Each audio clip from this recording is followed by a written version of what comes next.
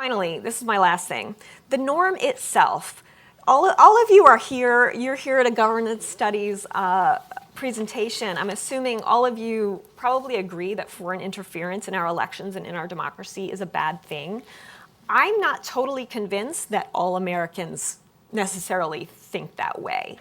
And we see voices in our government not reinforcing the norm that foreign interference is bad. So, for example, probably all of you saw in an interview with Axios last week, I believe it was, or maybe 10 days ago, Jared Kushner was asked, if the Russians sort of emailed you again and said, hey, let's get together in Trump Tower and talk about your political foes, would you do it? And he basically, would you call the FBI? He's like, well, no, I don't think so.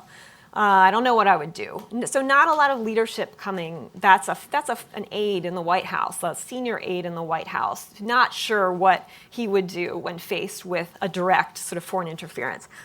Likewise, the president's private attorney, Rudy Giuliani, said a few weeks ago that there's no problem taking information from the Russians. So I do think there's this more first-order question of how do we make sure it actually is the norm in the country that foreign interference is bad.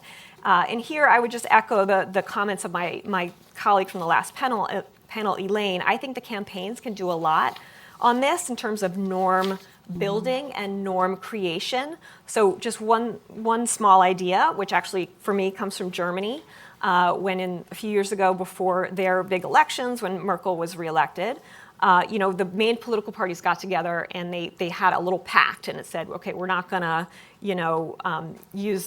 we're not going to accept foreign interference in our elections, no matter who's helped. We're not going to, we're not going to use dirty tricks against each other. And it basically worked in that election. So if you can just imagine for a second, all of these Democratic candidates, however many there are now. Yes, there you go.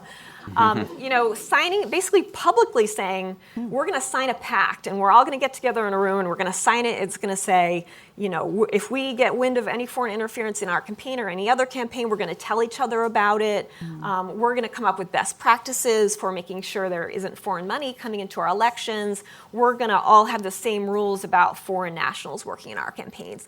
That would be a very powerful way, I think, to just reinforce these norms that actually having this foreign interference in our elections is a bad thing, not something we want going forward.